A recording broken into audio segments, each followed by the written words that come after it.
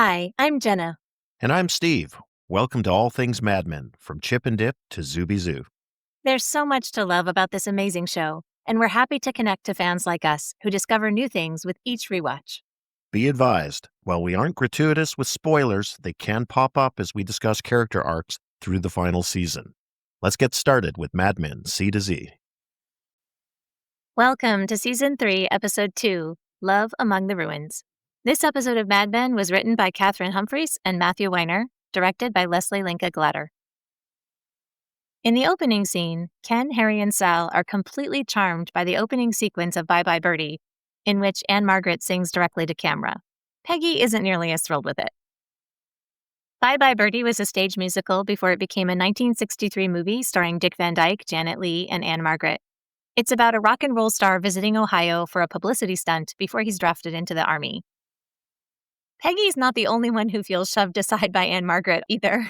Dick Van Dyke was in the stage show, and he felt his role in the movie was diminished, so the director could showcase Ann Margret instead. In this meeting, Peggy tries to make an argument against this ad idea. She doesn't like the name patio. She wants to at least be able to make fun of the sequence. And she points out that the ad should appeal to women who would be buying the drink and not men who like Ann Margret. Yeah, and I think one of the key things that Peggy says in this scene is clients don't always know what's best, which is such a mirror of what we've heard from Don Draper before and really fits in with this notion of the creative mindset. Maybe it's not fair to say prima donna in this case, but just the notion that creative may know better than the client what they should be seeking, even if they're mistakenly pursuing something else. She does bring some ego here, but the men are overruling her. They're basically accusing her of being jealous of Ann Margret. And she might be, but it doesn't make her wrong about the ad. And I feel like this is a callback to Maidenform when she was questioning them about being a Jackie or a Marilyn. She doesn't see those options as being true for everyone. But the men in the room so want her to be this, it makes her start to wonder, oh, am I supposed to be this? Even though I think she finds it ridiculous. What did you think about this performance? Yeah, I'm not a fan of it. That's not my jam. So I guess I'm landing on Peggy's side of the fence on this one.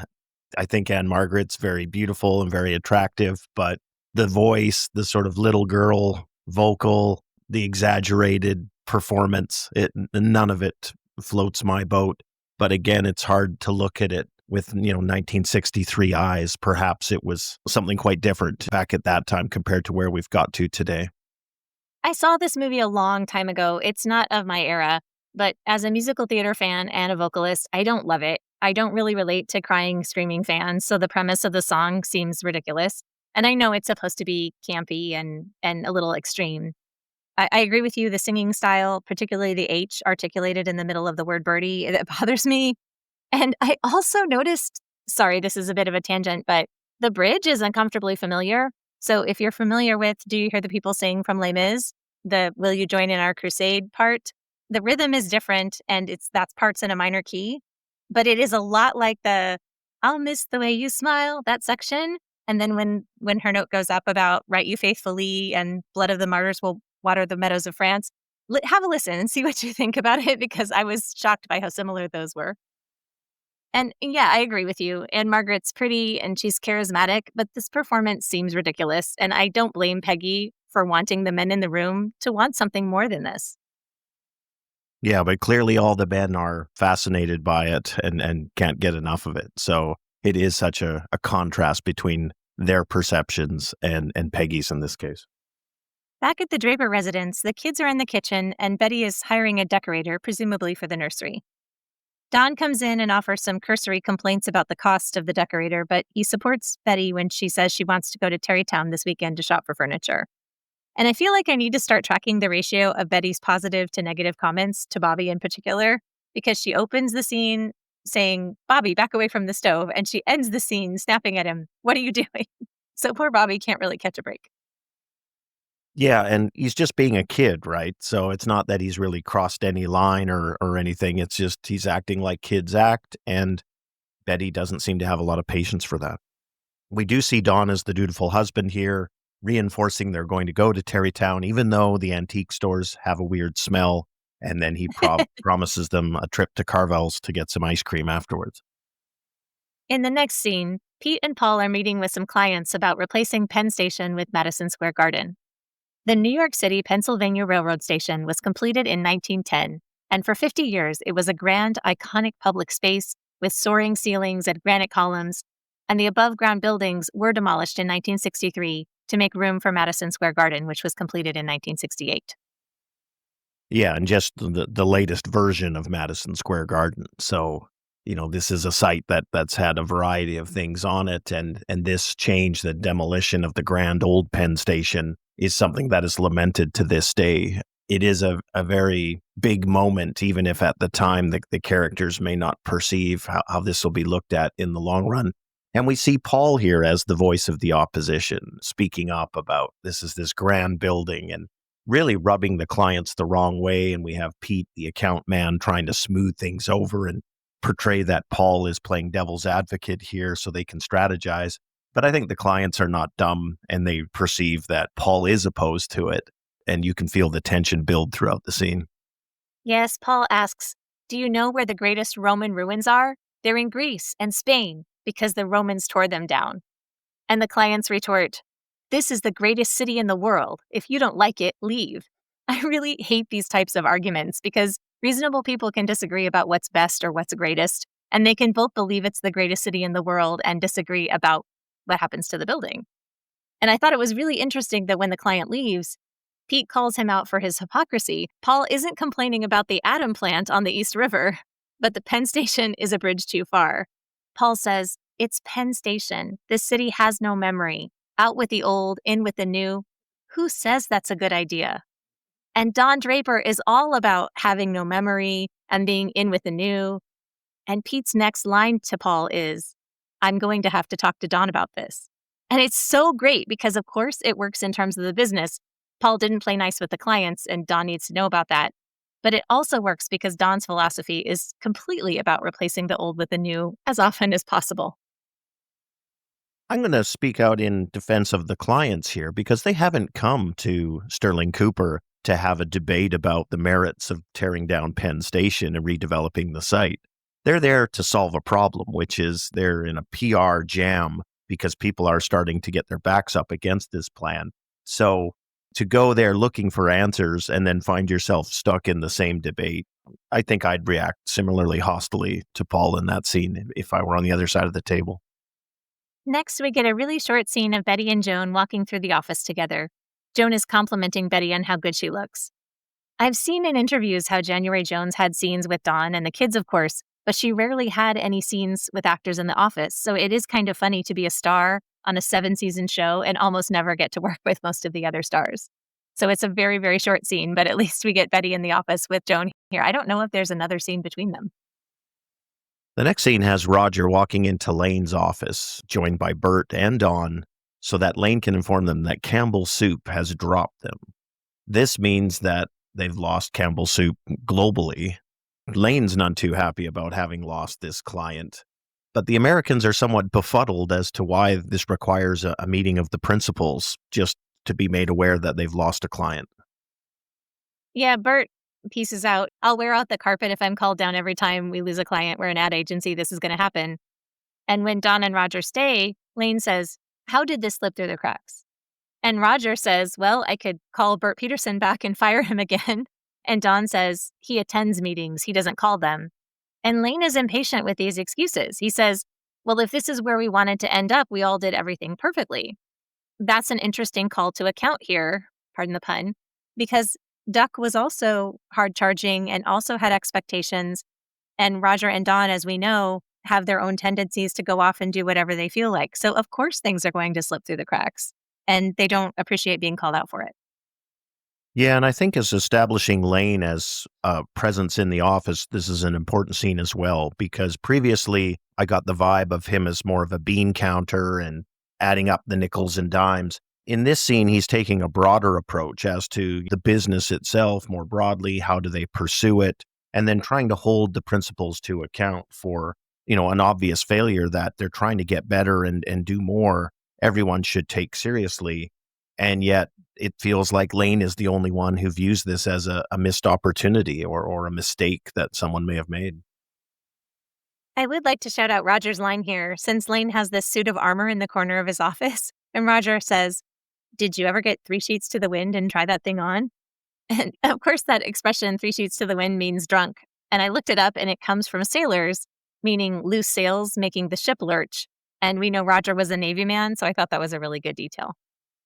I like Roger's two quips in the scene, that one and then about, Firebird Peterson again. The comic relief from Roger Sterling is always excellent. Outside the office, Joan is holding a ring on a string over Betty's pregnant stomach. And Allison says it's definitely side to side. So this is can we guess the baby's gender? And Betty has insisted that the baby is a girl, but according to the ring gender test, the side to side motion instead of circular motion predicts a boy. It's not exactly a scientific process. I've never heard of that test, so maybe it died out due to lack of success. There's also a really good detail as Roger comes out of the meeting and he sees Betty and he says, "Oh, look, Princess Grace swallowed a basketball," and he kisses her cheek. And Betty's pretty cool to him. She says, "Oh, hello, Roger." He says, "It's not hard to adjust to happiness." And in this whole thing with Jane, every single time he talks to somebody about her, he tries to say something about how his life is so great, and everybody consistently refuses to grant it to him.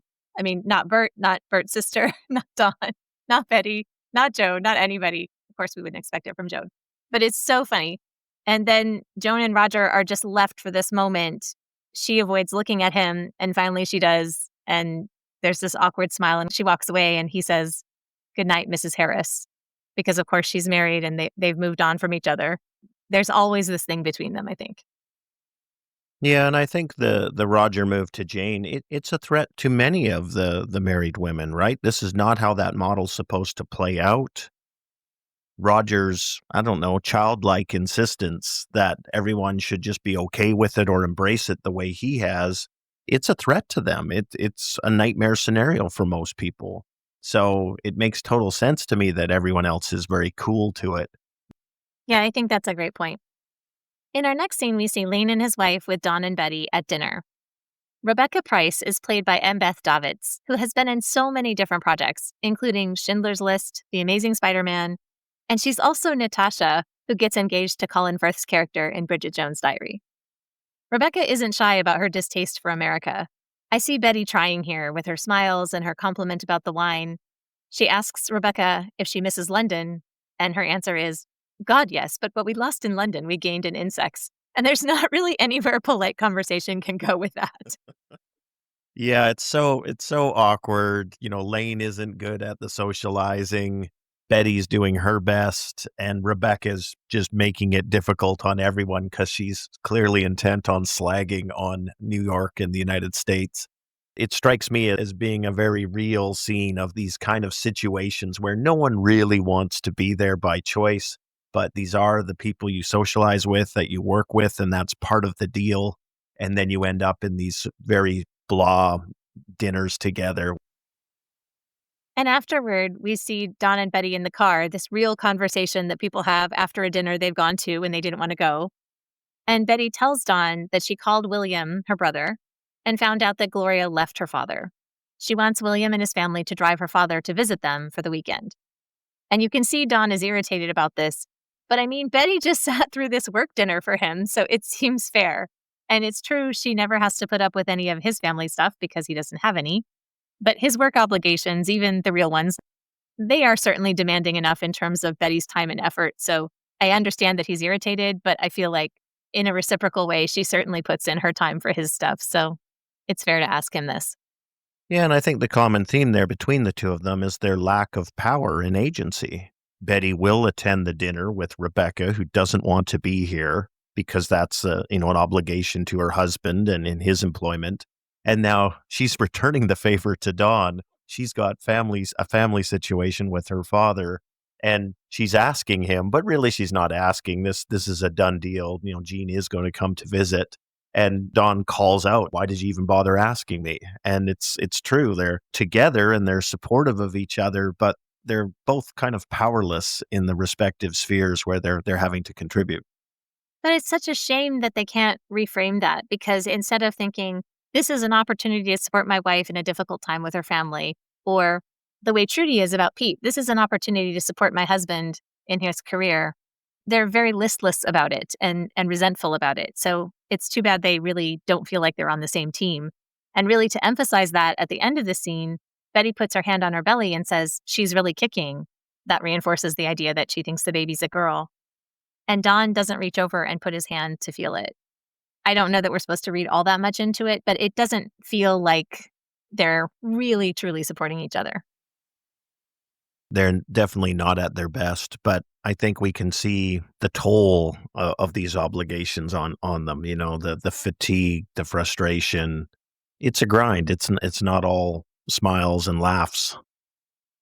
Roger welcomes his daughter Margaret and his ex Mona into his office. Brooks, Margaret's fiancé, isn't there yet. And it comes up that Margaret doesn't want Jane to go to her wedding, and also that Roger thinks Margaret is hurting Jane's feelings by not returning her calls. There are so many great, quick zinger lines in this scene. The pacing is just fantastic. Roger and Margaret are each determined to be the victim and the winner.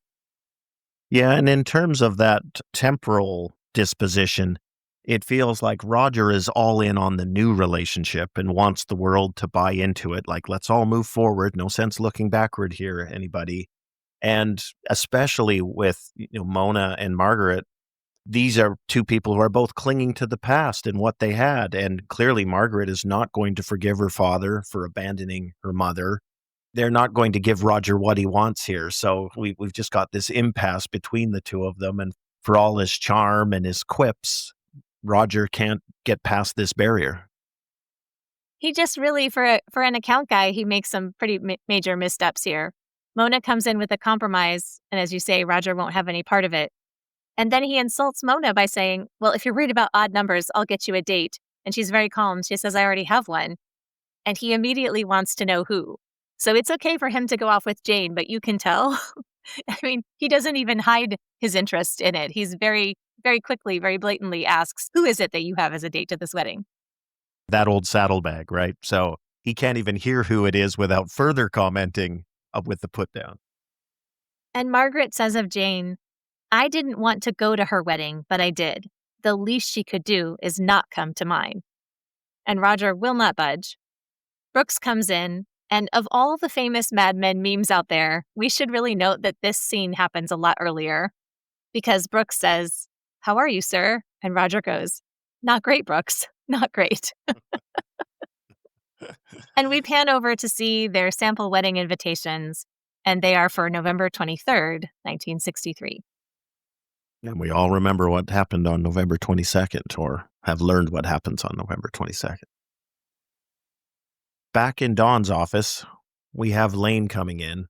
He's quite effusive about the dinner with Rebecca, and he says, Betty really raised her spirits, which is kind of a laughable, polite thing to say, I suppose, because I don't think anybody was raising Rebecca's spirits that evening. He talks about Don needing to take the Madison Square Garden guy to lunch, given how badly things went with Paul and Pete in the earlier meeting. It's Edgar Raffet, who's the VP of Madison Square Garden. So when Lane comes in to ask Don to go to this lunch, and he says Roger's going too, and Don goes, today? And you just know he would love to go see a movie or meet a woman or do anything to distract himself from his life this afternoon. But Lane is pressing him in a way that Roger never does to any satisfactory degree. He says, do you have plans? And he's just trapped. There's nothing he can say. So now Don has to go to this meeting just like he's got to host his in-laws this weekend. So you can feel his sense of agency slipping away. Yeah, and I think it's another indicator of this creeping sense of powerlessness of Don. He's on a track. He has to march to the drumbeat of the business. That's just not the way it's been to this point. So it marks a real change. And again, we have Lane here as the adult trying to advance the business and make sure that they don't lose this opportunity with the Madison Square Garden team. Back at the Draper household, we see William, Judy, their kids, and Jean coming into the house. We've heard that their kids are badly behaved and they run into the house and they're kind of loud. And Jean says he picked up a sandwich for Betty and one for Gloria. He's having trouble remembering things. And William is not very nice to him about this confusion. He says, great, we'll mail the sandwich to her in Boca Raton. And we also see Judy, William's wife, reminding Jean to take his Coumadin medication. And Betty eyes them. She is so jealous of Judy. She's not grateful to her for her support and care of her father. This jealousy even overrides her concern for her father's health. And it's such a terrible look for Betty that her need to be the star is the most important thing, even now. Yeah, it's kind of a can't win for Judy because, William's got his limitations as a son in terms of caretaker for the father. So Judy's really stepping in and making up for William's shortcomings. And then having it held against her by Betty because Betty is his daughter, et cetera, et cetera. But Betty's not there. She just seems totally respectful and not trying to tread on the family toes, but also trying to step up in places where maybe the family isn't stepping up. And she just can't win for trying. I agree. I think Judy is a completely unsung hero in this series. We don't give her enough credit. Back at the office, Peggy passes Joan talking to clients, and Peggy overhears a joke Joan makes. And it isn't the cleverest joke, but Joan is so confident and at ease with these men, and they respond so favorably that Peggy takes notice. And I think even here, with this writing in Mad Men, this detail with Joan telling the men, well, my husband won't really let me take the train. She's letting them know that she's married, and she would definitely need to signal this all the time to men. She still would probably get a lot of unwanted attention. We also see that the way Joan dresses has changed a little bit since she's been married. So even though we only see her for less than a minute in this scene, it gives us so much detail about her character and how things are shifting for her. Yeah, and in the commentary, Matt Weiner talks about Peggy was desexualized for much of the prior seasons, with the pregnancy and all that other drama going on. So it feels now that Peggy's come out the other side of it, and we realize that she is a young woman in the city. And as much as she's focused on her work, it's clear she also thinks about other things and is interested in companionship. I get the sense that she's looking around at these data points like the Ann Margret video or the way Joan is flirting so successfully with these men in the office. And she's thinking about that in the context of herself and her own choices. Meanwhile, Roger joins Dawn for the lunch with the Madison Square Garden people. And Roger is really looking to commiserate with Dawn. But just like Joan shut Peggy down from sharing about John Hooker and Lola in the last episode, Dawn is in no mood to listen to Roger's woes. He just refuses to be a friend to him in this scene. I made my bed. I should lie in it, right? Roger says to Dawn about his family problems. And it's too bad because just like I wanted Joan and Peggy to get together and commiserate, I kind of want Dawn and Roger to be friends and be supportive to each other, and they just aren't.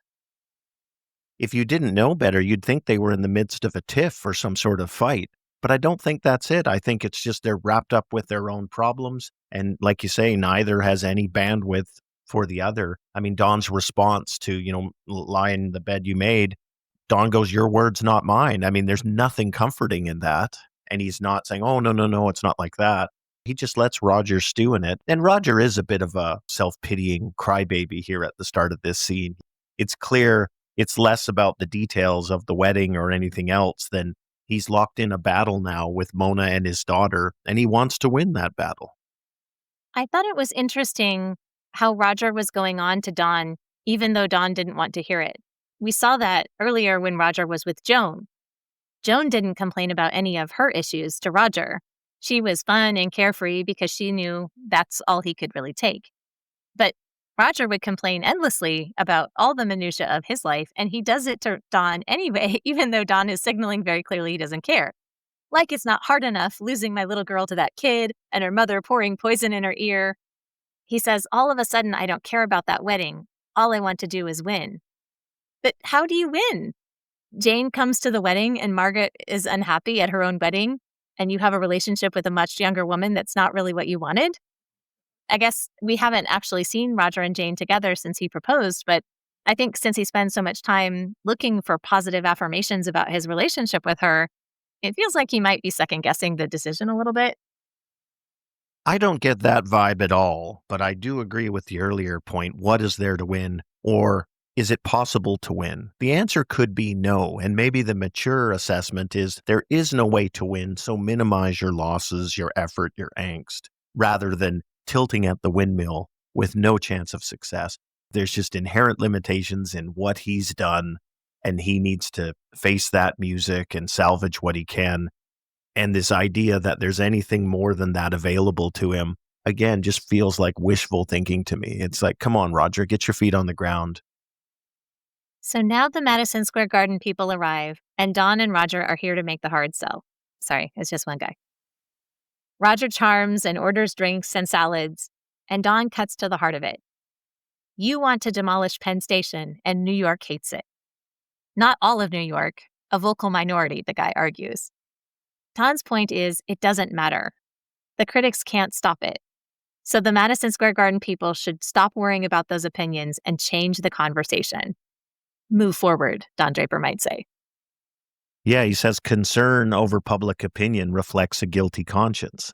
But if you're really focused on renewal and building that new city on the hill, you're not laboring against that guilty conscience. You're just charging forward with something that's exciting and new. It's this renewal. And I think Edgar Raffet really finds that appealing because I think, unlike Roger, who we just said doesn't realize he's holding a losing hand and there's no way to win with it, Raffet realizes he needs to toss in that the hand he has been playing and play a new hand. So I get the sense that this is the Don Draper magic working really effectively here.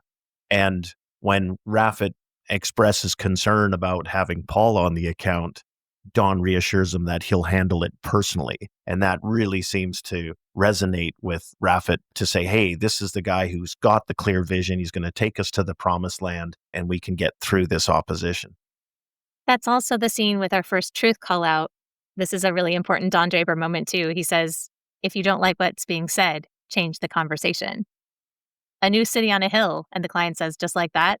And Roger supports here. He says, it's true, isn't it? So Roger isn't doing the hard sell at all. He's just playing backup.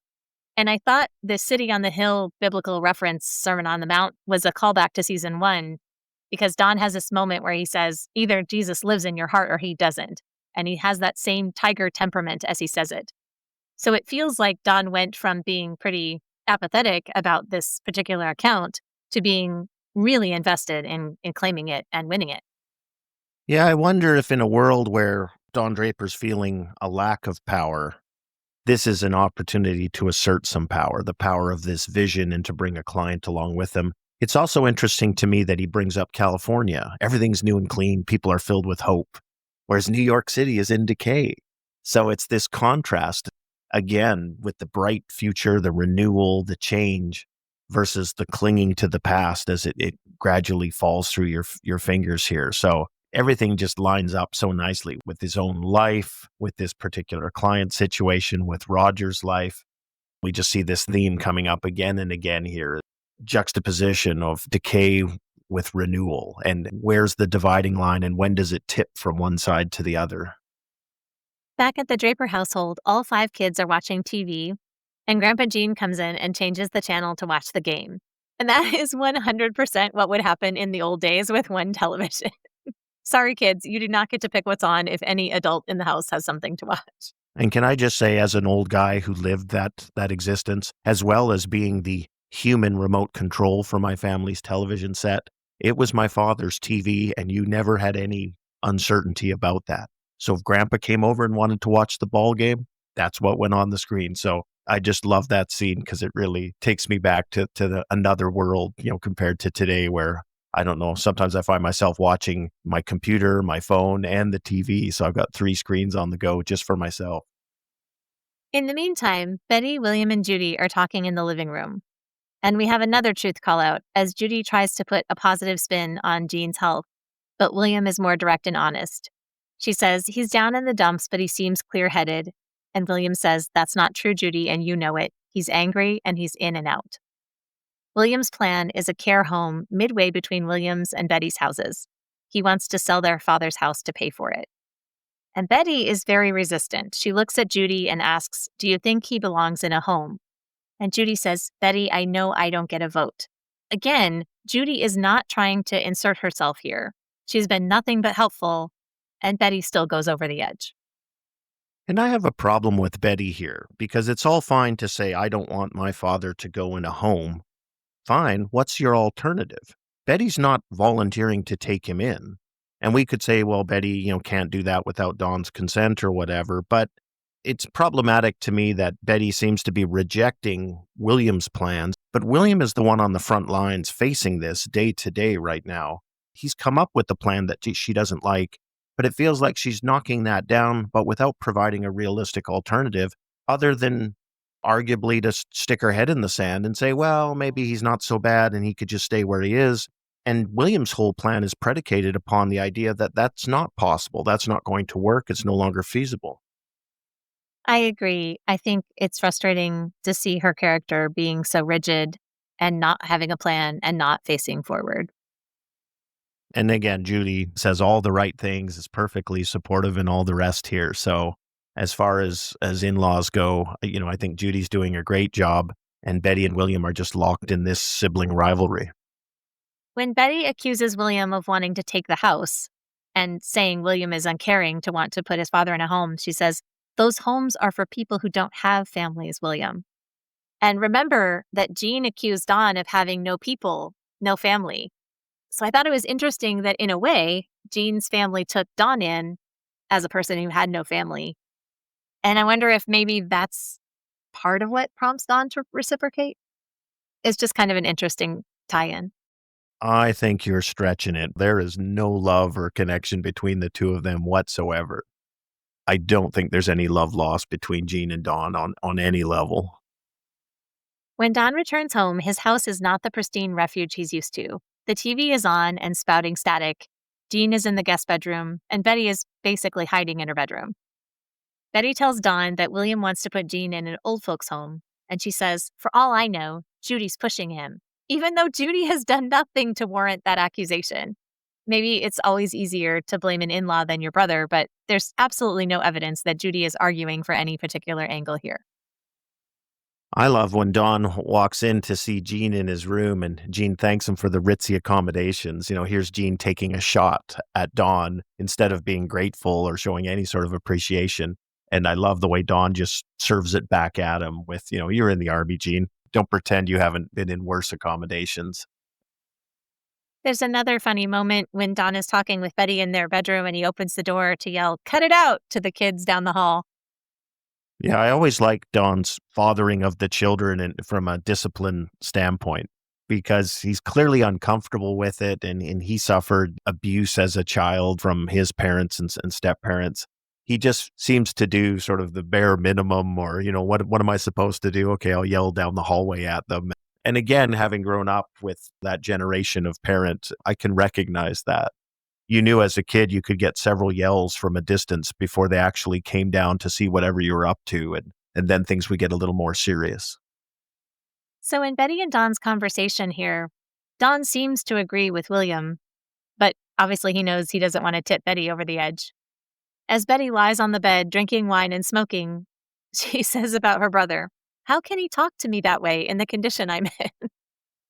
And I think, from Don's perspective, I get the vibe. He just wants this to go away. It's a source of irritation and frustration that they don't need in their life right now. And Don is sort of imploring her. What does she want him to do? Immediately after Don and Betty in their room, we see Judy and William, who are sleeping in bunk beds. That's their guest accommodation. And I absolutely love this scene. I love the detail, the shot of them. Judy's on the bottom bunk and William's on the top bunk and him even climbing up and the little boy sheets. It's fantastic. And they have this short, important conversation. In the other room, Betty is blaming William and Judy, but they're not reciprocating here. William says Betty never remembers that she and her father fought constantly. And Judy simply says, family's important to her. This is not a person who's pushing William to sell the house. Judy even offers to move in to care for him. And being a full-time caregiver is a tough gig, as anybody who's come near it knows. Judy is just stellar. And the two siblings don't even seem to realize how special Judy is in the midst of their scrapping. William referencing Don has no people again here. I don't know what he wants Don to do about it at this point. It's almost like it's Don's fault he has no people, that somehow he screwed up or something, which is kind of an interesting take, because if you think about, well, why does Don have no people? I don't think any of us would say it's because Dick Whitman screwed up or did something to deserve that outcome. But it's this sense of there's something wrong with him. There's something not Yeah, right. yeah, it's something to hold against him, fairly or unfairly, but you can see Jean does it, William does it, Betty brings it up as well. It's recurring. And I want to make this point at when Judy suggests that they do move in to care for Jean. William doesn't want to. He already works for him. And he says he doesn't want to have somebody tell him he has the wrong tie on. And I feel like we can empathize with William also wanting to have some agency. And he is right to see how difficult it's likely to be. Even if Betty looks at that and says it's cold hearted, William isn't a straight up villain here. He has real, understandable concerns as well. Oh, yeah, personally, I don't see William as the villain. And I think he's being rather pragmatic here because many people seem to jump into the potential of full time care and then down the road realize just how demanding and brutal it is. And it feels to me like William's being very realistic here. And I think he's right to know that his answer personally is no, it's not something he wants to sign up to. Our next scene takes us to Peggy. She's hanging laundry to dry in her apartment by herself. And she tries on the personality of Ann Margret. She sings Bye Bye Birdie in the mirror. It's honest and it's vulnerable. It's the way you might really sing and move if you were trying to imitate a star and you were by yourself. But it doesn't seem to bring her any triumph or any new understanding afterward. She stares in the mirror and she resumes brushing her hair. She gets on with her real life. Ann Margret just isn't going to work on her. Yeah, and I think in some ways is this Peggy confirming that she could portray that sort of shallow male fantasy. That's not her jam. She's not going to go there. But in terms of, physically performing it, I think, Elizabeth Moss looks very pretty in the scene and I think she does a great job and, she can sing, you can tell. Clearly this is not really an option for Peggy, even if there's a bunch of forces in the world around her saying, "Hey Peggy, offer more of this. That'll appeal to the menfolk." She realizes how ridiculous and undesirable this outcome is for her. It's not a pantomime she can go through. But it's so interesting that we get to see this glimpse of this conflict in her because, of course, she rejects it, but there's so much push to make her become that or try to act more like that more of the time.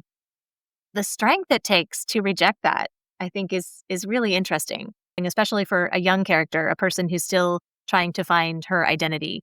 That she tries this on, and we get to see this very private moment. I don't see this in many shows. This kind of real vulnerability where people doubt themselves and they try these other things and take in pieces of what they've seen that day. It's fascinating. Yeah, I like it for exactly the same reason. And I think for the Peggy character, I think she gets a lot of solace in her professional achievements. She's had great success. She's faced huge adversity to get where she is, and she continues to face that adversity. But I think it's a place where she's in control and knows what she wants to be and how she's going to behave and all the rest of it. And we've seen various incidents where she's the one who's kept a professional demeanor in the face of others who don't. Yet I also like this expose of her character here in that she's realizing it's not enough. She's not going to get everything she wants out of the professional realm. And I feel like we see her now sniffing around the edges of the personal and the relationship side of, how does she make progress on that axis? Yeah, she doesn't know what the answer is, but she knows that's a path she needs to make progress moving down. Back at Sterling Cooper, they're meeting and planning for the Madison Square Garden campaign when Lane comes in and asks to speak with Don privately. London will not support the Madison Square Garden project. And now Don fights to keep it. It's a one-of-a-kind opportunity, 30 years of potential business, but there's no arguing his way out of this. Exactly the way he said to the client, you can respond to change with a tantrum that says, I want it the way it was, or with a dance that says, look, something new. Don chooses tantrum. Yeah, and we can feel his frustration here because he's worked his magic. I think his business assessment is dead on. There's pull through business this is going to bring, and for the rug to just be pulled out from under him. And again, we're in the early days of seeing the Lane Price character, and we see Lane as the one who's the messenger here. He's the executioner who brings the bad news. The telling, biting part of this, I think, comes at the end of their conversation where Don says, why did you buy us? If you're going to sort of do this sort of thing. And Lane's answer is, I don't know. Yes, I agree. Don is so irritated that he tried and he lost, and it's not his fault. It feels like a waste of time.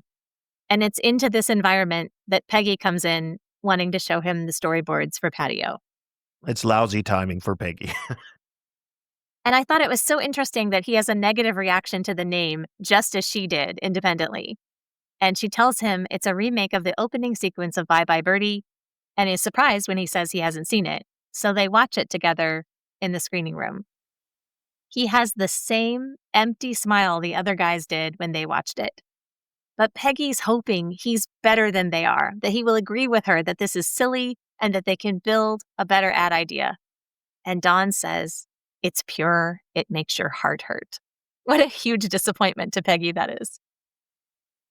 And I think it's interesting that in this conversation, Peggy's more truly representing creative at its best, at its most innovative, and trying to come up with what the client really needs versus maybe what the client thinks they want. And Don is in some ways like the account man at this point. And he says to her, you're not an artist, you solve problems. It's funny because you could almost imagine a world where Duck and Don are having this same argument, except they're on opposite sides. It's got to be a hard meeting for Peggy because her mentor, the person who really is a kindred spirit from a creative standpoint, is now the one throwing the ice cold water on her ideas. She's pushing on him, saying, nobody seems to care that it speaks to men, not the people who drink diet drinks. And Don says, look how happy I am that I drink Patio. I'm young and excited and desperate for a man. And Peggy has this great line here. She goes, I don't mind fantasies, but shouldn't it be a female one? And Don keeps with tradition. He says, you understand how this works. Men want her, women want to be her. And in a truth call out, she starts, even if that's true. And Don says, it is. And he interrupts with this extra rudeness saying, I'm sorry if that makes you uncomfortable. And it does a little. Peggy isn't sure who she is. She isn't some glamour puss. She's not a socialite.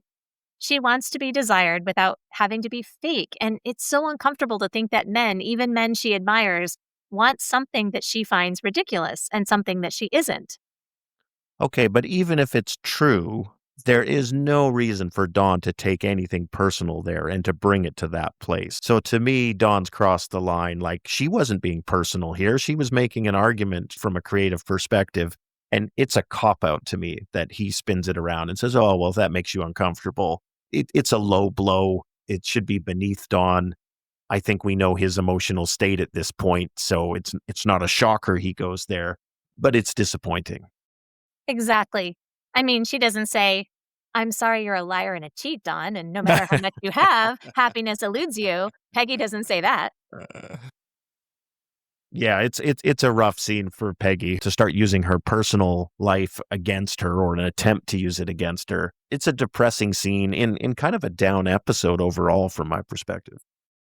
And earlier, we didn't talk about this, but with Patio being a diet drink, Ken had said to her something like, it's sexy, don't be a prude. And Harry said something like, you're not fat anymore. You don't need the diet drink. And she takes it and takes it. And here it's Dawn. It's Dawn saying it. She's not going to let them wound her. But with him, it does. It does hurt. And of course it does. Once again, you put Roger and Peggy in a room together, and I love it. They're in the elevator, and Roger is so self-absorbed. He goes, you're the only one around here who doesn't have that stupid look on her face. Yeah, he's not even listening to her. What would your father have to do for you to not want him at your wedding? And she says, my father's passed away. And he goes, yeah, exactly, right? He's not hearing her. He's just wrapped up in his own world. And meanwhile, Peggy's walking around with the burden of, what we were just talking about. So the two solitudes there, despite the fact they're side by side in the elevator and apparently talking to each other. Roger uses her to convince himself that he's right. Peggy only says 11 words. And Roger's like, okay, thank you very much. This is what I needed. I got my validation. Thank you. Out on the street, Peggy's commuting home and she goes by a busy bar and looks through the window and decides to go inside. We see the decay of the city around her. I think we get the perception of the loneliness of her life. I don't know what she's going to find in this bar, but I'm doubting that's going to be the answer. When she looks through the window and she sees all these happy people, I think people can be really quick to imagine that other people's lives are easier or better than theirs. And Peggy feels alone, especially since she's taken this hit at work, and she usually gets her affirmation and fulfillment there. So she goes into this bar by herself, she puts on a smile, she tries on a personality. She uses Joan's subway joke, and she gets a laugh. I feel sorry for Peggy's character here. There's a hollow spot inside, and she's young and she's trying to figure it out, and she's experimenting or looking for a possible avenue to address it. And I can feel for her. I can feel for her personal loneliness, I think, is maybe what it comes down to. We've seen the family side where she's taken a different path, and that's created some distance between her and her family. She's got knocked down hard at work by the very man who recognized her brilliance and promoted her. When Dawn gets home from work, Jean is playing solitaire at the kitchen table, William is plunging the sink, and Betty is heading downstairs upset. William has told her that either they will put Jean in a home or they will move in and Judy will be his nurse.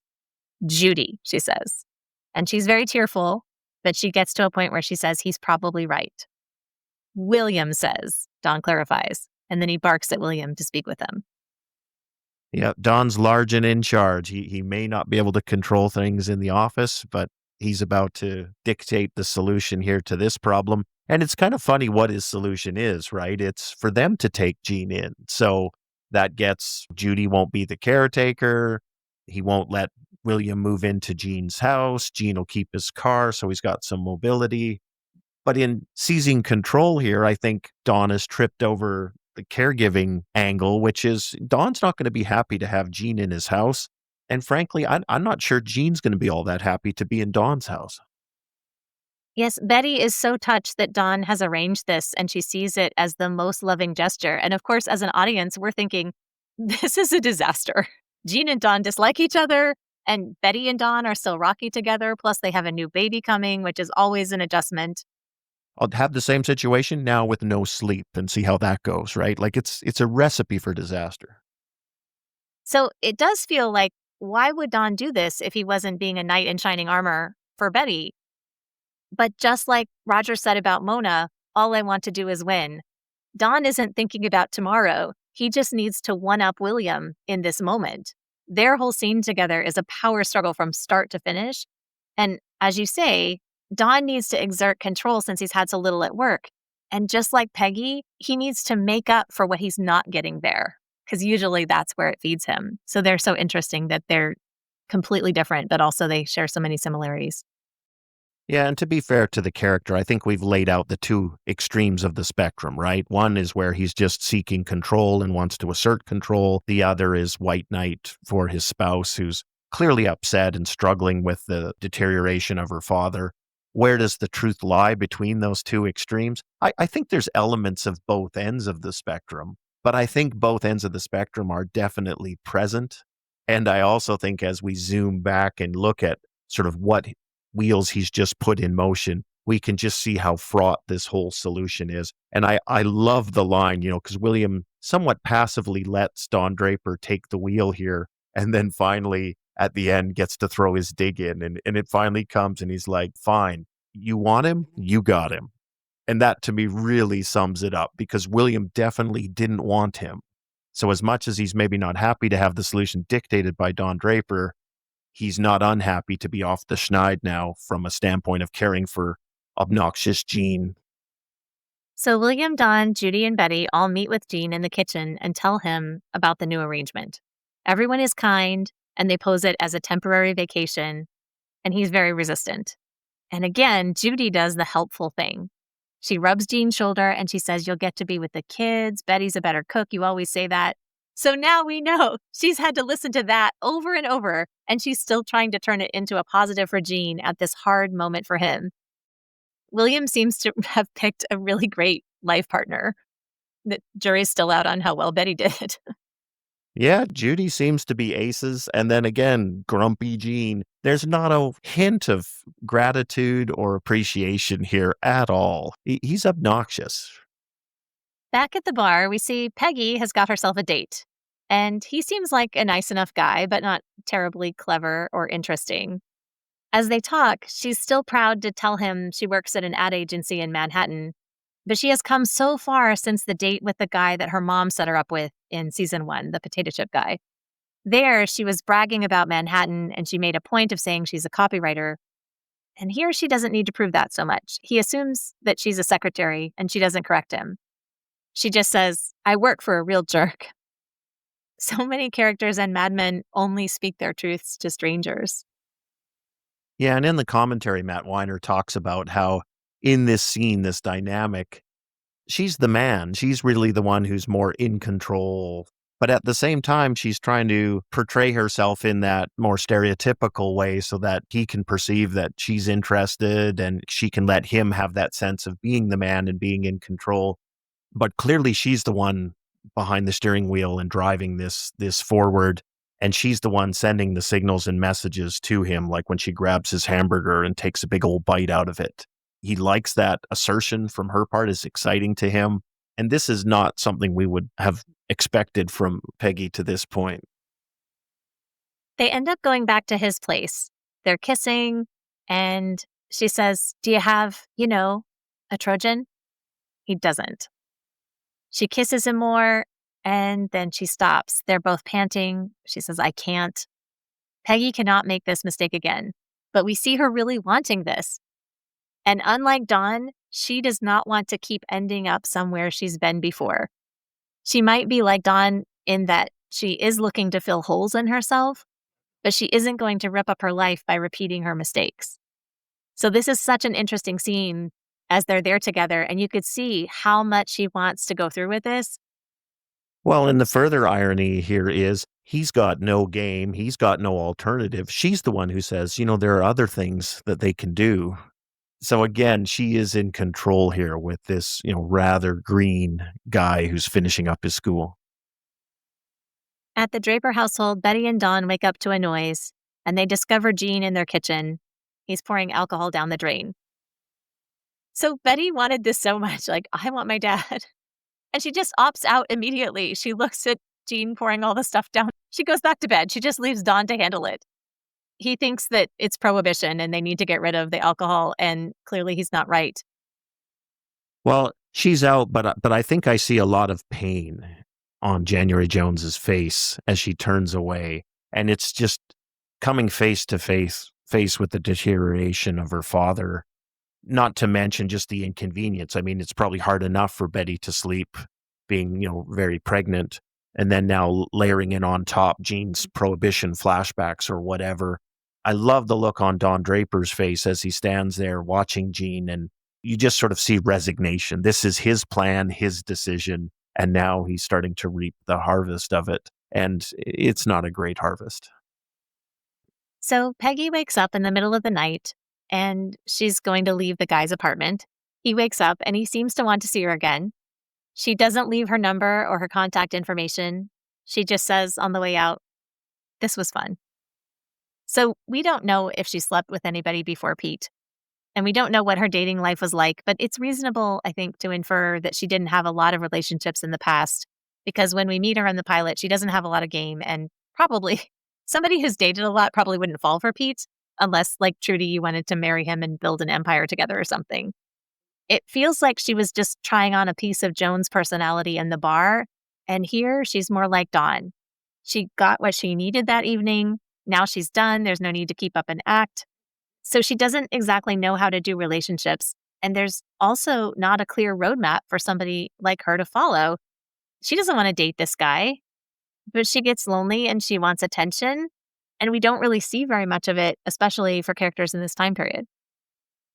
Yeah, and again, I think it's a role reversal where she's the dude, sort of, thanks for the evening, I'm out of here. He lamely offers, I'm in that bar a lot, or, do you want to get breakfast? And she's the one who sort of shuts that down and makes no effort to make this something more enduring. So she's been in control the whole time, and she's in control as she walks out the exit.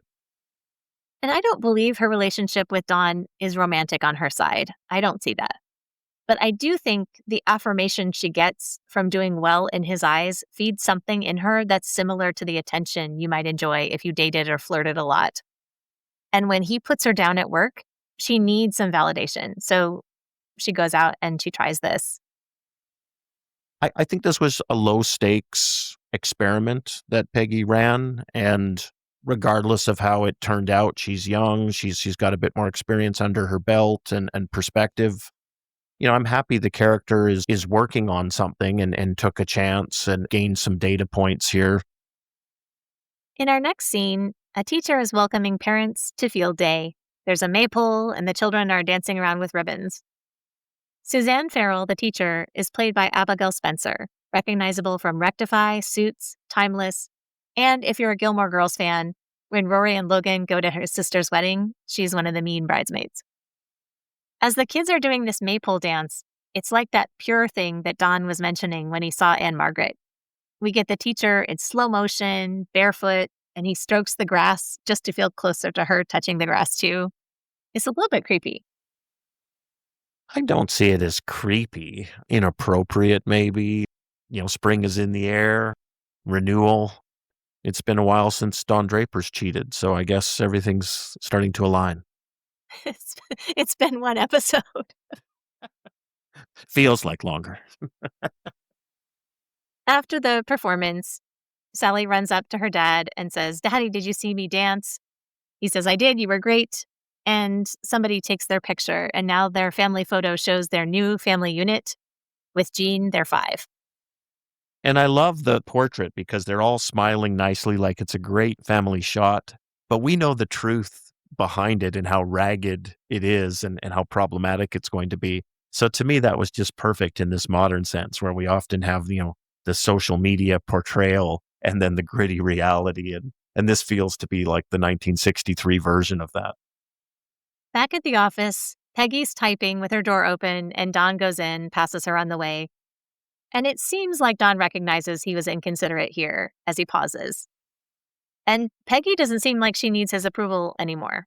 She's not seeking that from him. Now for her, it's just work. Yeah, I wonder if Don does feel a little guilt that he was too hard on her. And as he's thought about it, he realizes that philosophically, he's exactly where she was. And yet he didn't offer any of that as a tidbit and then try and bridge over to the practical or the business side of it. So I did get the sense it's a guilty look that Draper gives Peggy. But I love the closing. So she comes out of her office. She's all business. "Do you want to talk about Pampers? What do you got?" She comes in. She sits down. He lights a cigarette, and they get to work. This episode is full of some hard stuff, so I feel like it's a lot to take. But it's setting up some really great conflicts for this season. We've got Lane in London, Jean and Betty, Roger and Margaret, Peggy's home and work-life balance, and of course the changes in New York and American society in general. It's a great season. Yeah, it feels like a very yucky episode to me, just from in terms of not a lot to feel good about in this episode, just a lot of tension, friction, unresolved situations. I think it is great, from a plot standpoint, setting us up for further adventures, but it is an emotionally taxing episode to me. Today, we'd like to give a listener shout out to Joyce from Nova Scotia. Thank you so much for following us and listening to our Mad Men podcast. That's it for this episode of All Things Mad Men, from Chip and Dip to Zooby Zoo. Visit our website, madmenctozee.com, to vote for your favorite Sterling lines and to share your opinions on our double dip questions for each episode. You can find us on Instagram and YouTube at MadmenC2Z, and please listen, like, and subscribe. That's what the podcast's for. Thanks for listening, everybody.